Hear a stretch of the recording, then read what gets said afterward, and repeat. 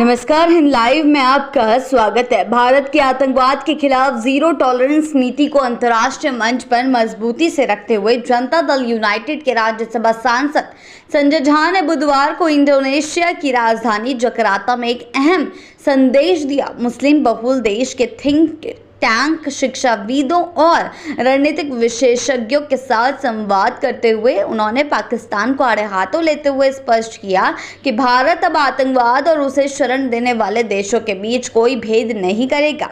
संजय झा बिहार से राज्यसभा सांसद हैं और इस बहुपक्षीय भारतीय संसदीय प्रतिनिधिमंडल का नेतृत्व कर रहे हैं। संजय झा ने जम्मू कश्मीर के पहलगाम में हाल ही में हुए आतंकी हमले का उल्लेख करते हुए कहा है, यह हमला भारत की स्थिरता को चोट जाने वाला और समाज को बांटने की एक सोची समझी साजिश थी, जिसका सूत्रधार पाकिस्तान है। उन्होंने दो टुक शब्दों में कहा कि अब भारत उन देशों से भी सख्ती से निपटेगा जो आतंकियों को पनाह और संरक्षण देते हैं। उनका कहना था कि अब वह समय बीत चुका है जब परमाणु हथियारों की ढाल लेकर कोई देश आतंकियों की फैक्ट्री चलाए। भारत किसी भी प्रकार की न्यूक्लियर ब्लैकमेलिंग को बर्दाश्त नहीं करेगा। इस उच्च स्तरीय संवाद में भारत की रणनीतिक सोच को मजबूती से पेश करते हुए संजय झा ने इंडोनेशिया की आतंकवाद विरोधी नीति की सराहना की और कहा कि भारत और इंडोनेशिया के बीच न केवल सामाजिक बल्कि सांस्कृतिक समानताएं हैं, बल्कि आतंकवाद से लड़ने की साझा पीड़ा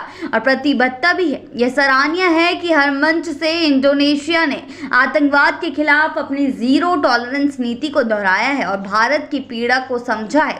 उन्होंने कहा, प्रतिनिधिमंडल में शामिल वरिष्ठ कांग्रेसी नेता और पूर्व विदेश मंत्री सलमान खुर्शीद ने भी इस दौरान वैश्विक आतंकवाद के विरुद्ध एकजुट वैश्विक प्रयासों की जरूरत पर बल दिया। उन्होंने कहा, हम 7 अलग अलग टीमें हैं जो इस वक्त दुनिया भर में भारत की साझा आवाज को प्रस्तुत कर रही हैं। भारत और इंडोनेशिया के बीच सामाजिक सौहार्द की गहराई है और यही हमारे दुश्मनों को खटकता है। उन्हें मालूम है कि अगर भारत और इंडोनेशिया जैसे देश एकजुट होते हैं तो वैश्विक आतंकवाद की कमर टूट सकती है। खुर्शीद ने इंडोनेशिया की पीड़ा का भी उल्लेख करते हुए कहा कि वह खुद आतंकवाद से जूझ चुका है और इसीलिए भारत की चिंता को गहराई से समझता है। उन्होंने कहा, आज हम सिर्फ कूटनीतिक संबंध नहीं बढ़ा रहे हैं बल्कि साझा रणनीति बना रहे हैं कि कैसे आतंकवाद जैसी वैश्विक समस्याओं को मिलकर हमेशा के लिए खत्म किया जाए। इस संवाद के जरिए भारत ने अंतर्राष्ट्रीय मंच पर यह संदेश स्पष्ट कर दिया है कि वह अब आतंक के विरुद्ध किसी भी तरह की ढिलाई या कूटनीतिक तुष्टीकरण को स्वीकार नहीं करेगा। भारत की ओर से इस तरीके के स्पष्ट और ठोस संदेश वैश्विक साझेदारों को भी यह संकेत दे रहे हैं कि नई दिल्ली अब सिर्फ प्रतिक्रियात्मक नहीं बल्कि निर्णायक कार्रवाई के पक्ष में खड़ी है और इसके लिए वह अंतर्राष्ट्रीय सहयोग को सशक्त मंच बना रहा है। जी हाँ, अब नई दिल्ली नहीं बल्कि पूरा भारत अब ऐसी ही प्रतिक्रियात्मक नहीं बल्कि निर्णायक कार्रवाई के पक्ष में खड़ा है।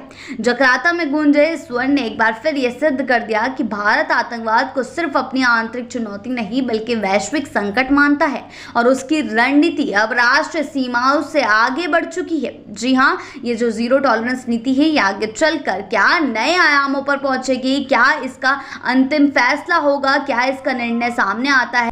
जी हाँ, भारत की आतंकवाद के खिलाफ जीरो टॉलरेंस जो नीति है उसको अंतर्राष्ट्रीय मंच पर जो मजबूती से रख रहा है भारत, अब देखना ही होगा कि आगे चलकर इसमें क्या नए मोड़ आते हैं।